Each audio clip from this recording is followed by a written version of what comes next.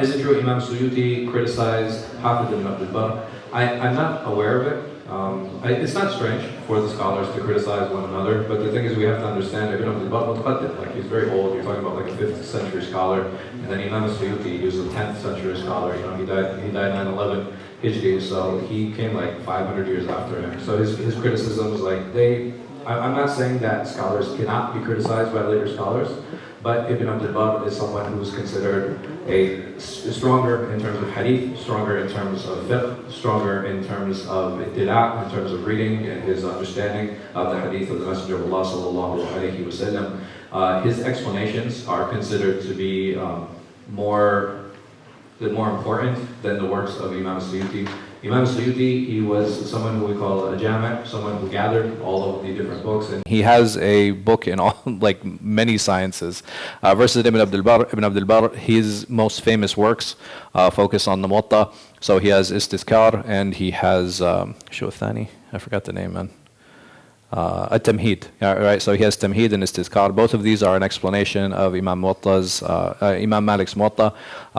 One explains the ahadith, the second explains the narrations that are like other than the ahadith of the Messenger of Allah sallallahu alaihi wasallam. Why do you include the Zahiriyya when talking about fiqh? I'm confused because they are not included in the four. So the four madhahib are the ones that we accept in totality, right? We accept them in totality.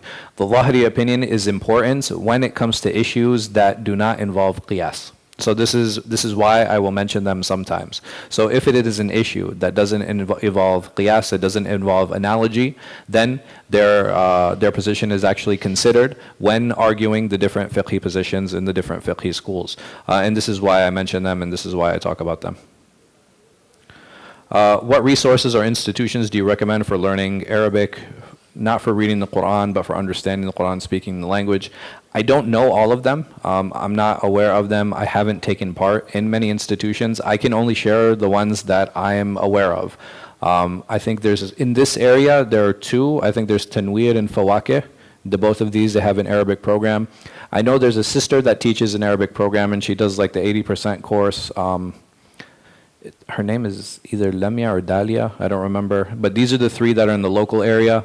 In the larger area, like in the US, I know Bayina has a program. I know Qalam has a program.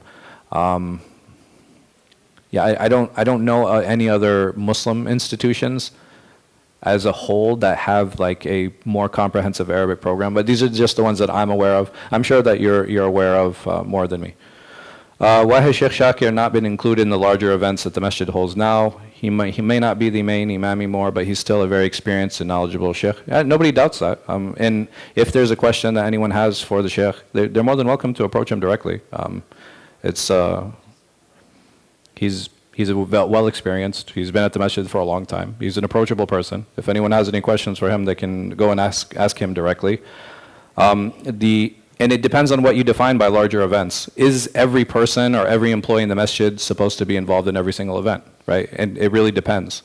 There are some events that are more important for, more appropriate for certain employees, and there are some events that are more important for others.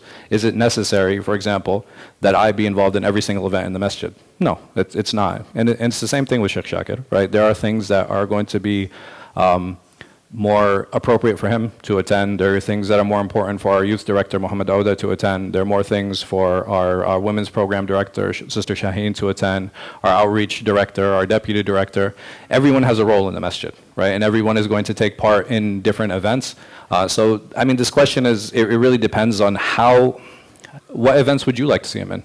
Right? I think that might be a better question. And if there is a particular event, whoever the one who is asking the question, they're more than welcome either to reach out to me directly, but the sheikh doesn't work for me, right?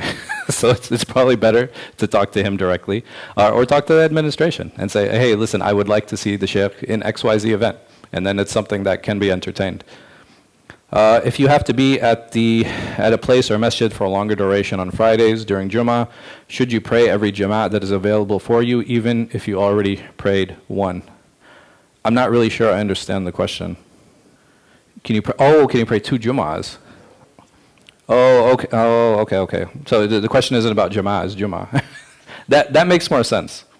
I mean, if you're here for the masjid, like if you're at the masjid for Asr and there's Jama'at going on, yes, please. please join the Jama'ah.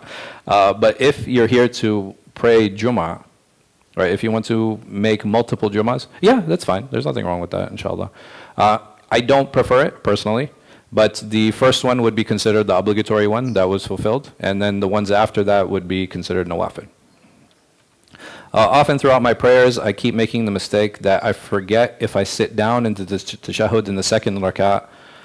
What is your advice? Pay more attention during the prayers, right? So one of the things that all of the madhahib agree upon that is necessary during prayers, khushu', right? And if in order for me to have humility during prayers, I really need to pay attention to what it is that I'm doing and I'm reciting. And if this is a repeat problem, and I'm sure all of us have forgotten at some point, right? Some of us might forget, like, did I recite this? Which rak'ah am I on? These are normal things and things that all of us as Muslims face. The better question, or the better thing that I should do is like, okay, what am I doing to change that? If this is a serial problem, right? If this is a problem that keeps happening, then I need to ask myself, why is it that this issue keeps happening?